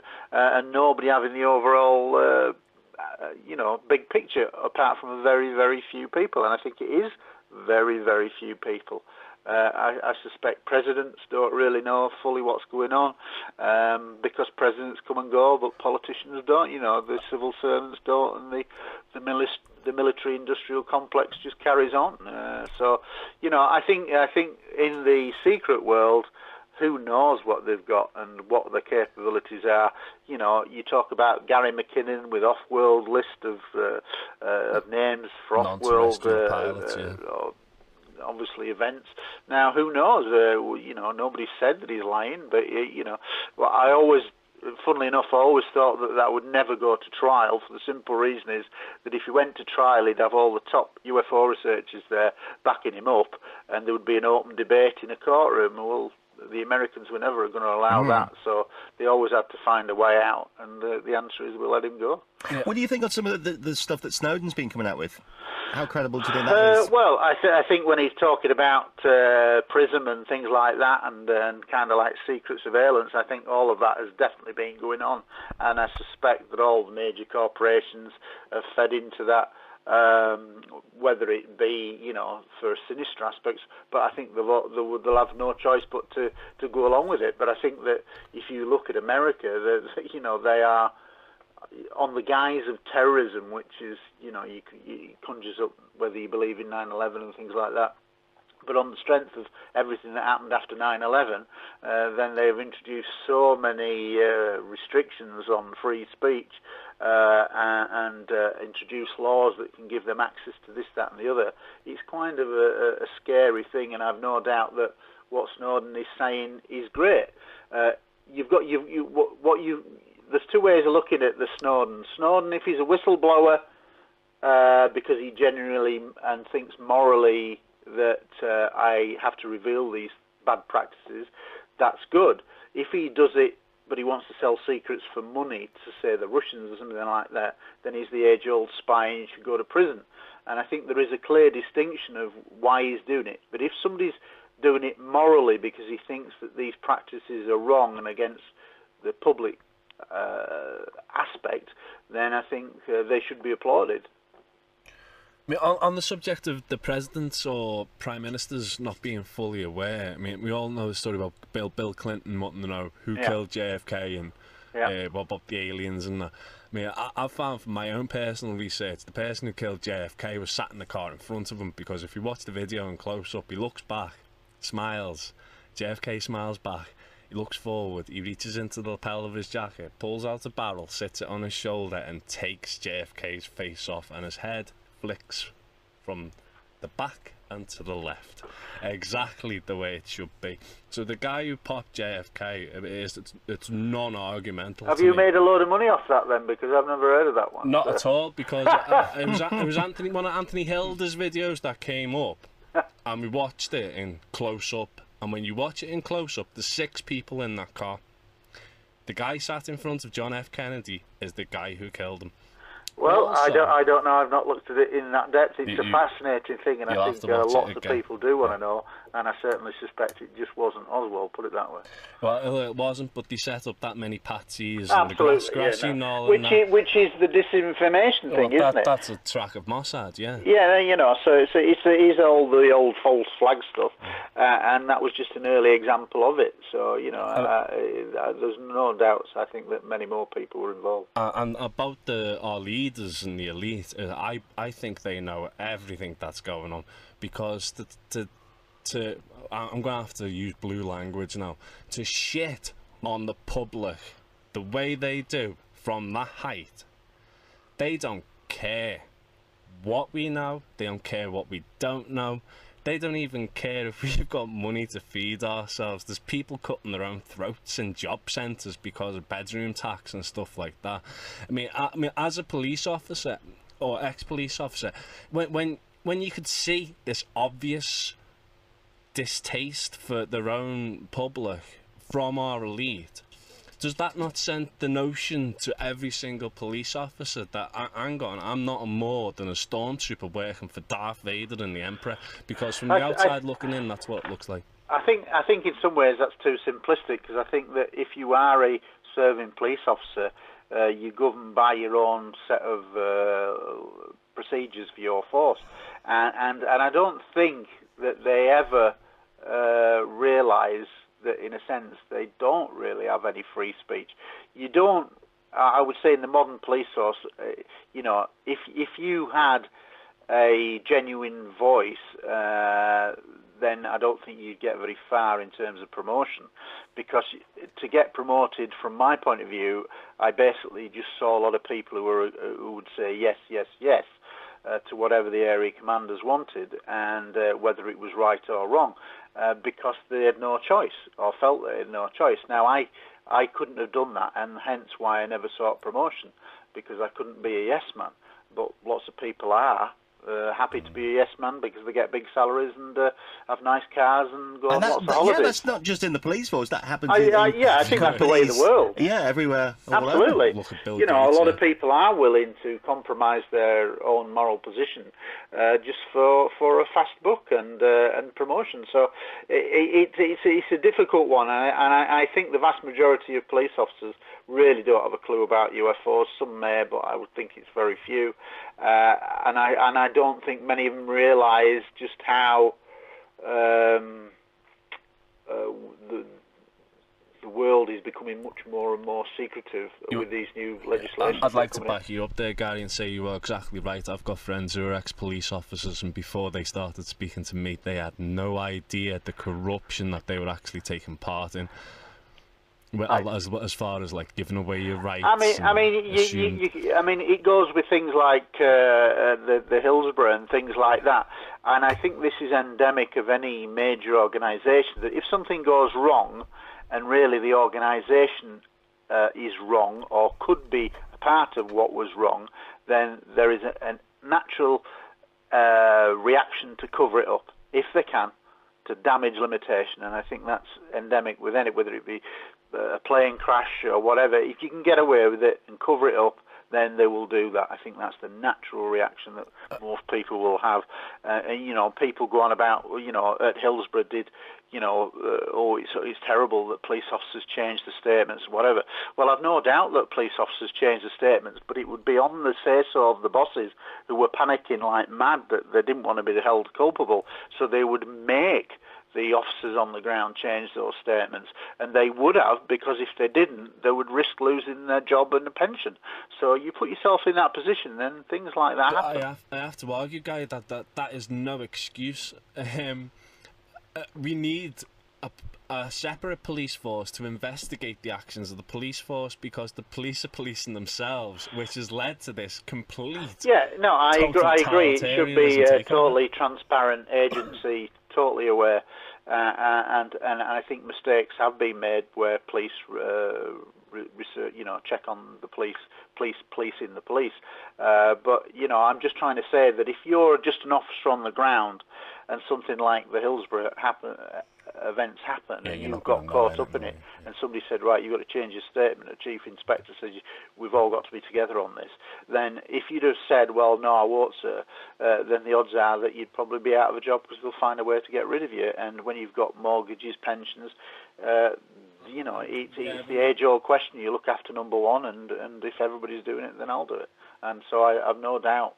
But really, it's the hierarchy that's at fault there for putting the pressure on. We are nearly out of time. A few more sort of things that I want to get in before we finish. We've got to talk about the film. There was talk of a possible film. Yeah, I had an email about 6 weeks ago from a Hollywood director that basically said, want to see your script. Well, cutting a long story short, I sent it off to him, and a couple of weeks later I got a response, and his response was he loved the script. However, he didn't think that a major studio would put up the money to make it, because Rendlesham Forest doesn't have the Harrison Ford heroic type figure that they need. And I said, well, basically, I think you're wrong, because all those people involved, of lives have been changed forever. They're all heroes in my mind, and the story is much stranger than fiction. And he actually said, despite the fact they want a heroic figure through it all, I still loved it, and kept saying to himself, this is real. And I said, that's exactly what I said will happen. If you tell it in the truthful way, in the way I've written the script, then you still are going to be carried along with the story, because this is real. And people, if they come out of the cinema saying, this actually happened, then you can change people's perceptions literally overnight, much quicker than any other medium, I think, and raise people's awareness. So they wanted the Yeah, they basically, because somebody it's an uploading the ensemble virus piece to the mothership sort of thing at the end. Well, the kind of, in the sense of, what you've got to figure is that Rendlesham Forest, my script is called 3 Nights in December, which details 3 nights of UFO activity, 3 consecutive nights. So you've then got different shifts, different personalities. Yes, you've got some prominent people like Penniston Burroughs, Larry Warren, Charles Holt, but none of them run through the whole timeline of the story as a Harrison Ford type of figure, and that's their problem. And I said, well, it's irrelevant. It is going to get made one of these days. And what I would say is that another production company is looking at it now, and we'll see. But it is a problem, because they want that kind of thing. They want that kind of star vehicle for somebody. But and if I wanted to make a load of money, I could probably go back to these and say, well, I'll change it all and I'll turn it into Independence Day. But I don't want to do that, because it's such a good story.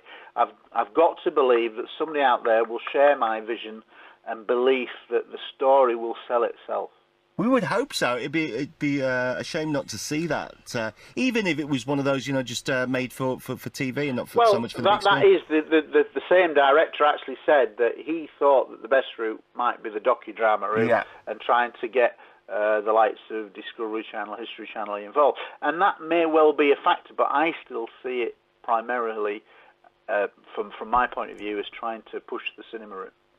What you need at the end is a Chris French type character who's abducted and then probed from whichever orifice you want to choose. That's what you need to get in the script. I'd just like to add, Gary, I'm working actor, and I would be delighted to work on that film with you. Shameless plug there. Well, I think there's a lot of people that support it, but the vast majority of the public, because they've been told duff information, just would be shocked what was involved if it was made faithfully. And I think that's where the problem is that studios are frightened to tell the truth and go along, because if they go down the line I've written it, then it's an extraterrestrial event. Now, how many studios are willing to put their name that this is a real event involving ET? And there's your problem. They have got to believe what I believe in, and believe in what happened to those airmen was extraterrestrial to make it. Now, that's a big leap for a studio to make. But saying that, Gary, is how many films come out with this was a true story and this video footage was found on a camera, like left in but the there's a big woods? difference They can between make it up for themselves when it suits them. It's They love a true story, but this is a big leap for a major studio or even a small studio to say, well, yeah, we believe in ET and this is a true story of an ET contact. Yeah. It's never really been done in that way, and so it would need a leap of faith. But the evidence is there, and put me in a room with some of the decision makers, I'm sure I can persuade them. The problem is just getting them to the stage where they're open to it. Who knows? When the timing is right, maybe we will see.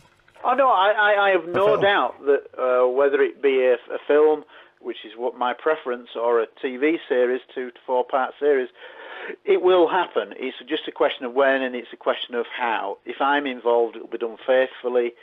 If I'm not involved, then they probably won't tell it anything like it should be. Yeah, right. I'm just trying to think who would play Larry Warren. He'd have to play himself, really, wouldn't he? He's a great character, and I'm good friends with Larry. Oh, we love Larry on this show. He's a great guy, and he's definitely a victim, if not the biggest victim. I think it's really traumatised his life. Without delving too deeply into that, he's been a major factor on his life, and I'm sure he would say it's not been to his positive effect. Am I right in saying that's the guy who downloaded the binary code? No, that's Jim Penniston who's talking about. That's another interesting story, isn't it? With I love. Didn't they get coordinates to higher Brazil? Which was that's what they said. Which is underwater, but I think a lot of people will have question marks about the timing of of how that all came out, and I think he needs, if he got a download of information when he touched the craft, fine, but I think people will need to see that he's had the pocketbook checked forensically to say that it was written when it was said it was written, and that kind of thing. And until he produces that forensic report, I think some people will have great difficulty accepting because that. There was several years before that came out, wasn't it? Yeah, many years. Yeah. Anything new on Rendlesham that you've been looking at? Anything new that's coming out? Rendlesham, I've traced, or I believe I've traced a new, what could be a very important witness.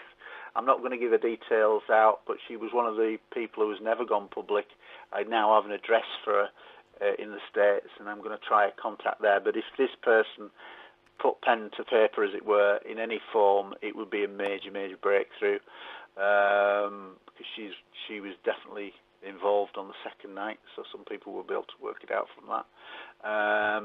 So I think there are bits and pieces. We've probably got 70% of the jigsaw of a 100-piece jigsaw, but if you put those 70 pieces into the jigsaw, you'd end up looking at ET. That's the reality.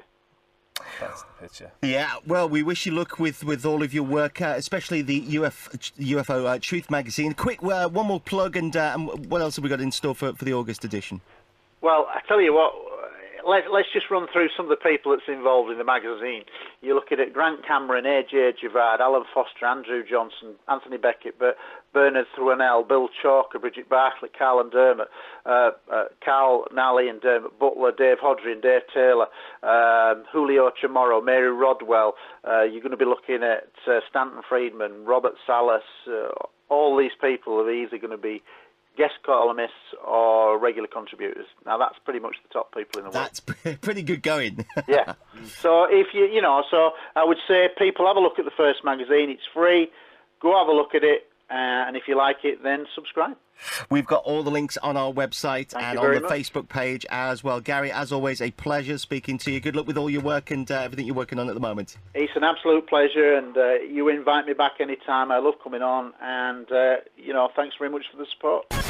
This is Planet X. Planet X. And we are just about out of time for another Planet X. Wow, what a show tonight. We've pretty much covered quite a few things tonight. We certainly did cram everything we could in there. Looking ahead to next week's show, this is, and hopefully you're going to come in and join us on this one, because this is your bag, John O'Brien.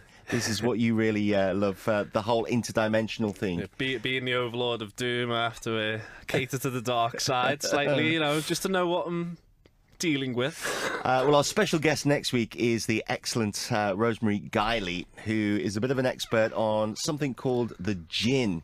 You want to fill us in a little bit? Yeah, well, the Jinn is supposedly an ethereal presence that governs and manipulates everything that we can't see happening in this reality. So it's a space between the spaces, that's where they reside, and they can affect our future, our past and our present. But the main thing I found with them is they, you know, if you fear them or you embrace them, that's the total wrong way to go about it.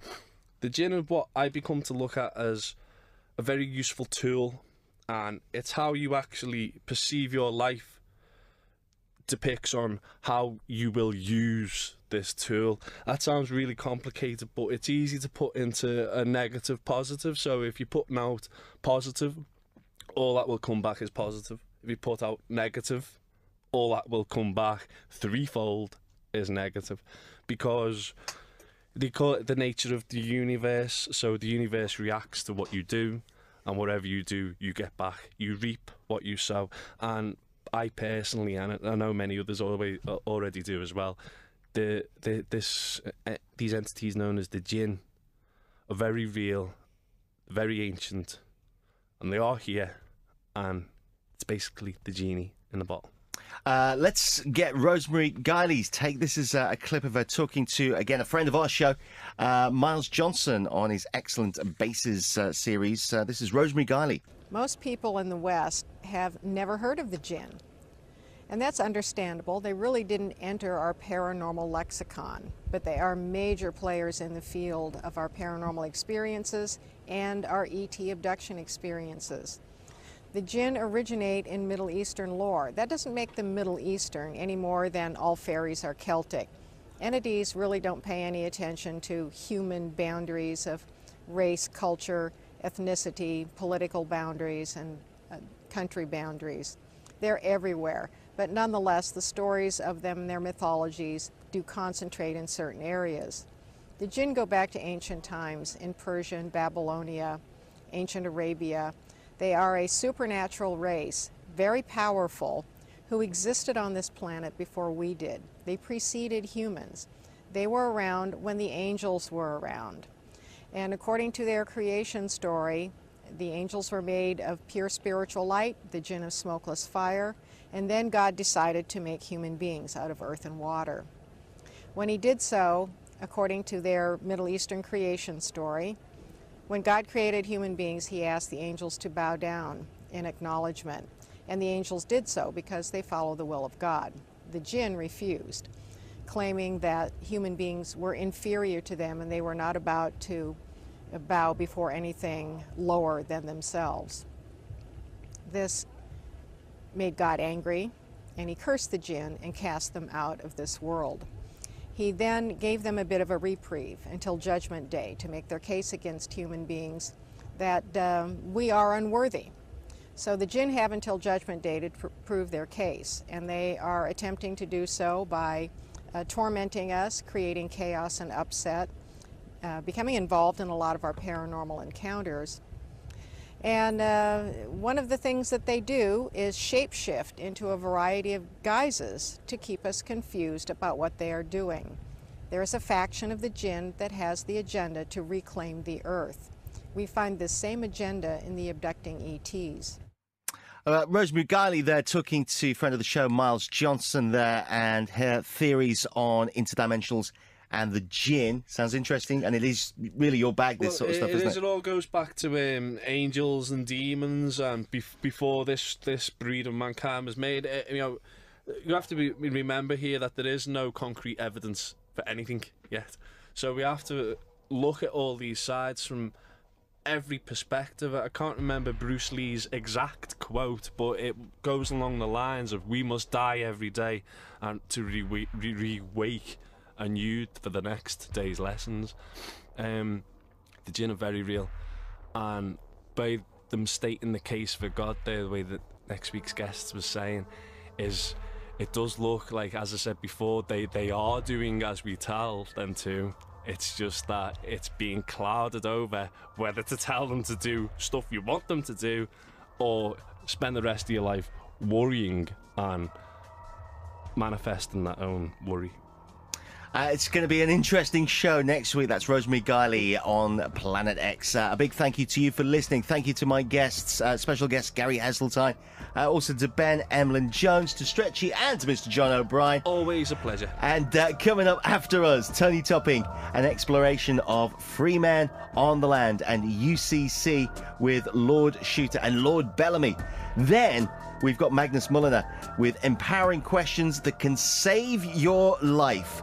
Mark Devlin's going to be on after him. Wise words from Max Egan. And then we've got some music from Jeff Bird. That's all coming up next after Planet X. Have a good week, and we'll see you next week with Rosemary Guiley on the show. It's Planet X.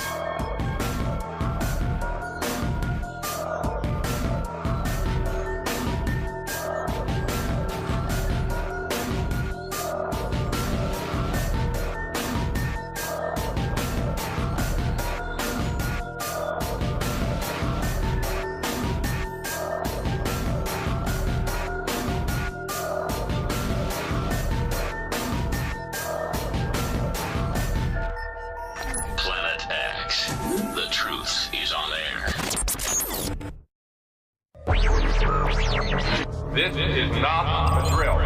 I repeat, this is not a drill. Do not be afraid. We are now in control of what you hear. 1, 2, 3, testing. A journey to the far reaches of knowledge and the unknown. I can't believe I just saw that. From aliens to angels, conspiracies to cover-ups. One soul and Preeminent power. From extraterrestrials to exposing the truth. I'll try and explain as much as I can. You're listening to Planet X. You're listening to Planet X. Planet X. Hi, I'm Neil Atkinson, and welcome to our weekly walk on the weird side. Welcome to this week's edition of Planet X on our YouTube channel, live, unleashed, and commercial free. This is the show where we cover everything from conspiracies to cover-ups, extraterrestrials to interdimensionals, the supernatural to the strange, and the suppressed news to the alternative views. And as always, to help me out, we have our excellent team of Planet experts. Tonight on the show, we're lucky to be joined by John O'Brien, and new member of the crew, Ben Emlyn Jones, is going to be on the phone as well. Our special guest coming up very soon is the one and only and friend of the show, Gary Heseltine. Now, Gary, if you don't know, is a recently retired British Detective Constable with the British Transport Police for almost 24 years service, and 20 of those years he spent in CID. Gary is also now the founder and editor of UFO Truth Magazine. The UFO Truth Magazine is a 96-page colour bi-monthly e-magazine dedicated to people who believe that aliens are real and that they are visiting the Earth now and have been for many years. We're also going to get Gary's thoughts, and I'm sure he's got some great stories from the recent citizens' hearings in Washington, where he attended along with a kind of who's who of UFO researchers. That's all coming up with Gary Heseltine on the show very soon. Before we get to our guests, let's just give you a reminder of our competition. It's a chance to win the DVD box sets for the 2nd, 3rd and 4th British Exopolitics Expo, plus 2 tickets to this year's Expo. If you'd like to know more and a chance to win, just go to the website planetxlive.co.uk. X marks the spot. This is Planet X. Right, before we speak to Ben on the phone, let me say a warm welcome back to Planet X, Mr. John O'Brien. Hello, thank you for having me back. What's your other my title? Alternative title? My title is the Overlord of Doom. That's it, I love that. The Overlord of Doom. Yeah, you Google that, you get me. What I do is I'm an artist and I'm an actor, but I also love the horror industry, so I do a lot of work with that as well. So what was the picture I saw the other day of you with a blue face, like a scary Smurf? I was Doc Manhattan. If anyone's seen the Watchmen films, Doc Manhattan's a character who begins life as a scientist. Well, he doesn't begin life as a scientist. He works as a scientist, and he gets stuck in a chamber while this experiment goes off, and he's locked in with it. And it's like a particle destructor, reconstructing machine. And all the atoms in his body fly apart, and everyone thinks he's dead. But throughout the weeks later, he restructures himself, and he's like a Superman, a god. Which depicted the Star of David. And tell us more about that. Yeah, the alignments. It was and this was actually posted before the birth. I think it was on about a week before on the planetxlive.co.uk forum, and it gave the date of July 22nd or possibly the 23rd. Of when this baby was going to be born, which is kind of, it makes me want. Where's my? Hang on a minute. Let me get this on. Let's get this music on.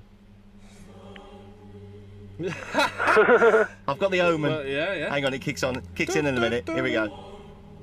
I love this tune. It's great, isn't it? Where do you think the baby's got the 666? On his top, well, it's not on his head because I've seen the head. And there was a great picture of him in one of the papers giving 2 fingers to somebody. Did you see? Oh. So listen, before we get bogged down with lots of politics, let's talk about this alignment. Is there any truth in that?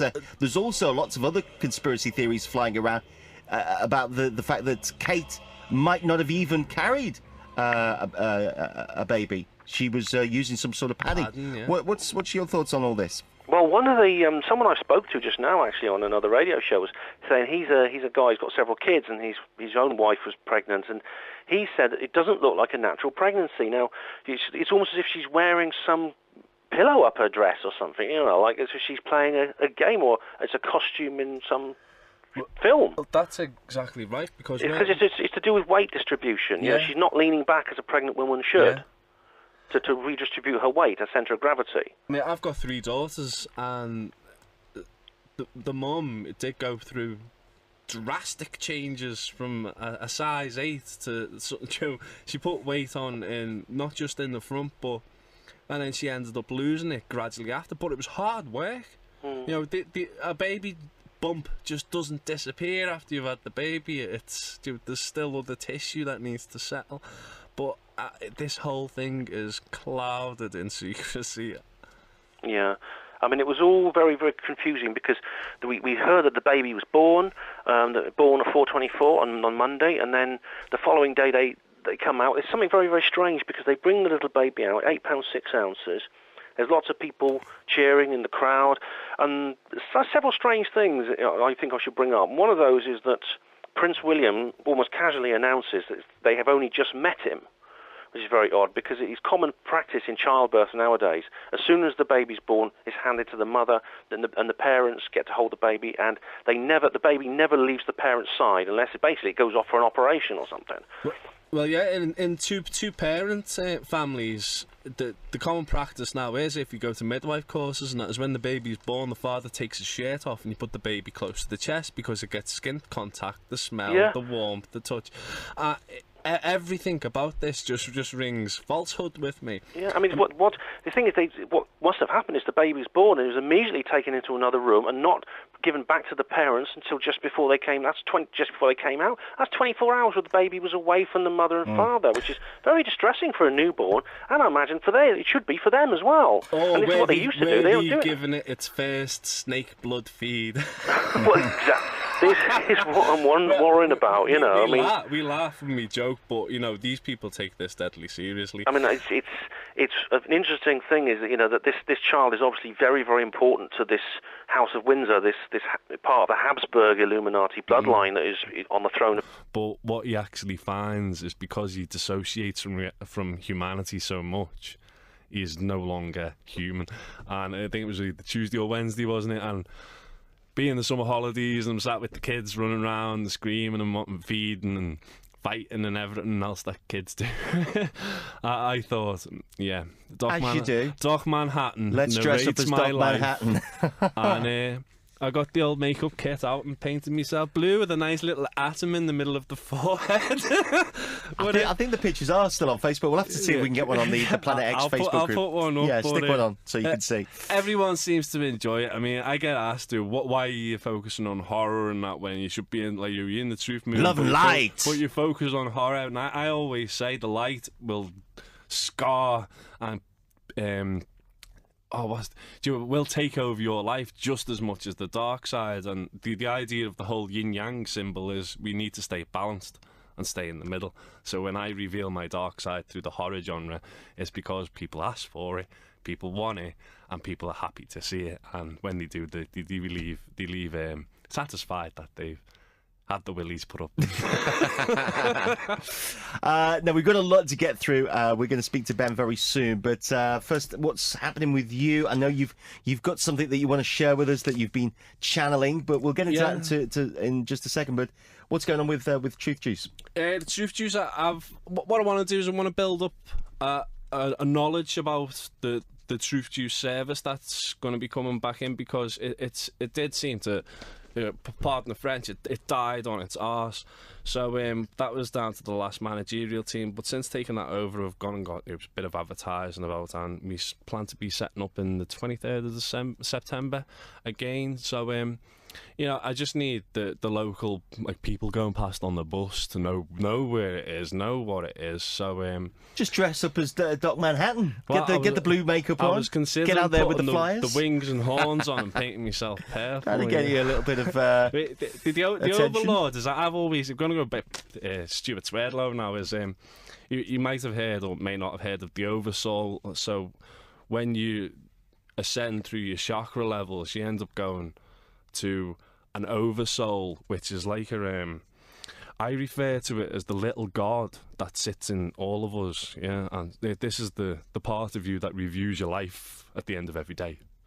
Okay, so you've been to your oversoul. Do you do this on a regular basis? Do you have to be in some sort of meditation state? Well, meditation, you don't have to sit cross-legged in a room smelling joss sticks with finger symbols and nothing like that. Meditation is as simply as finding that quiet spot in your psyche. You can do it walking the dog, you can do it on the school run, you can do it doing the ironing. I've done it stood up, ironing, and locked into the actual universe itself, and the love that you feel that comes back, it's like you get hit with it, and it's euphoric. It's euphoric, but now and again, some people look down on channeling as it can't happen. The way I do it is I ask my oversoul, so I ask the Overlord of Doom, what's your message for humanity? And what came back was this. So I picked the pen up. I don't know the next word that's coming out. My hand's just writing. So this is a little bit like what some people would refer to as automatic writing. Yeah. You're just literally scribbling away. Yeah. I can also draw blind as well. I can cover my eyes and draw accurate pictures blindfolded.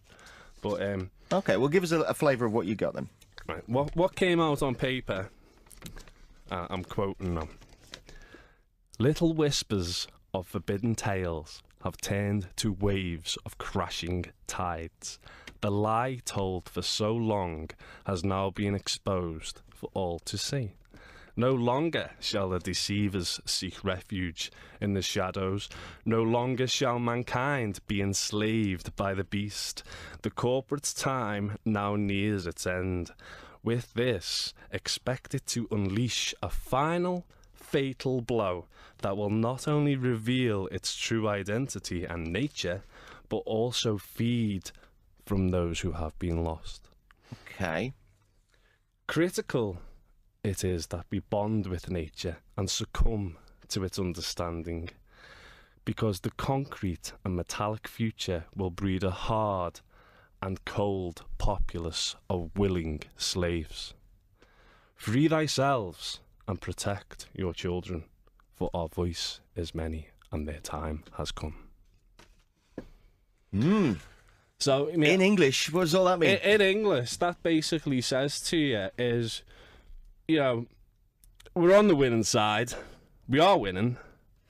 They're backed into the corner, and all we have to do now is step up and deliver that fatal blow, and we can kick their ass out of this reality and get on with achieving our dreams, ambitions, and living the lives we want to live in peace and harmony without this horrible, parasitic,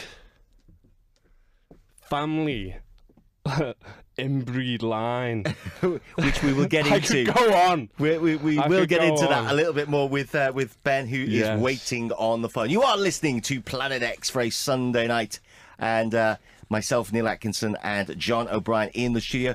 And let's get our first guest on the phone right now. It's Ben, Emlyn Jones. The radio show that officially does not exist. This is Planet X. Planet X. Hey, let's talk to a new member of the crew for Planet X. We've got on the line Ben, Emlyn Jones. Ben, welcome to Planet X. Oh, hello, Neil. Thank you. We've been following your stuff for a little while on Facebook, and you've been getting involved with some of our blogs. You've been involved in truth movements and various organisations for quite a while now. Tell our listeners a bit about you. Well, basically, I am a person who has lived a pretty ordinary life, but then at some point, it was sort of built up over the years, I began to realise that things were not as I thought they were, in various different ways. And several experiences and sort of things happened in the world to make me think this way. I mean, of course, there was 9/11. That was... it was a moment, I think, which I think for many people made us sit up and look at the world differently. Also, the death of Princess Diana, and the fact that I was in the hospital on duty at the time when it happened, because I was a hospital porter for many, many years. And the doctors were saying, why don't they get her out the tunnel? Why don't they move her out the tunnel? And also in 2005, my daughter, who was 12 years old at the time, the school tried to take her fingerprints, and they tried to do it without telling me. And that was, again, a major, major step in me thinking that the world is not what it first appears to be, that there is something going on behind the scenes, something mysterious, something malevolent. And then that's when I decided to set up my website, Hapanmo, Hospital Porters Against the New World Order. I love that. What a great title that is. It's a great stance. I just have to applaud that. Because you've obviously got together with a group of yous and you've said this is not enough, and you've put that flag in the ground and took a stand. I applaud your efforts there. Thanks. Yeah, we've got to do something to resist it, and I do whenever I can. We've got lots to talk about in only a short amount of time, so let's get straight into it. We've got to, of course, mention the big event of this week, which was the royal baby. I think you would have to literally be on another planet or in another dimension not to know, because the papers just went crazy. I mean, did anybody see Kay Burley on Sky News? She was oh my goodness, she was... I don't watch telly anymore at all. You're not missing much. No, you're not. You're not. She just went crazy. But all the news networks and all the tabloids have just gone royal baby crazy over the last week. Yeah. I mean, in Australia, they were having, like, champagne, and in America, the newsreader was crying, and... Yeah. Do you believe that, though, Ben, or do you believe it's just more hype that the mainstream bullshit machine just throws out at us? Oh, well, of course, it's all very one-sided. I mean, it's basically, this baby's been born, it's the new king coming, and everyone's really pleased. Well, I mean, as far as a baby being born to a couple, this young couple have had a baby, good, congratulations to them. Yeah. I'm very, very pleased. I was just happy to see that it all went well, because I've seen that not all births end happily, and I'm glad this one did. And I wouldn't wish on my worst enemy anything to go wrong with a child being born. Of course, yeah, of course. I mean, for me, what was a real disbelief position for me is, you check on like the social media sites like Facebook, and every other post is like, oh, congratulations, and they don't even know the person yet. Well, I mean, look at how many people were outside Buckingham Palace. For what reason? Tearing down the bars. So you think it was their own into a hotel? That's what that place is. Unbelievable. I mean, there's millions of kids in Africa dying every minute of not just in day. Africa, all over the world. In this country, in our country now, especially with these new legislations that are coming in. I mean, I obviously see where. As I said to Dave before, I can see through the veil, but I can also see what's on this side, and I think the major majority of society can't even see what's in front of them, let alone what's beyond that. Yeah, it's a really sad thing when you consider. I mean, there's kids being killed by drones right now. Yeah. For every like child was in labour, how many kids were killed by drones? How many died of starvation? Yeah. Unnecessary diseases that could easily be Obama, cured. Obama's even on video as saying, to anyone who hopes to be dating one of my 3 daughters, I have 2 words for you: drone strikes. Or unmanned drones, or so I can't remember but it's like, you know, piloted drones, and everyone starts laughing, and he turns around and says, "I'm deadly serious. You know, this guy needs to go. He doesn't need to just go. He needs to be gone and made an example of. These people need to be made examples of, not in a good way." Well, that's a whole other subject before we get bogged down with Obama, because we are really limited for time. We've got Gary Heseltine coming on soon. Sorry, Nick. Let's get back to the royal baby. There was a great post on our forum.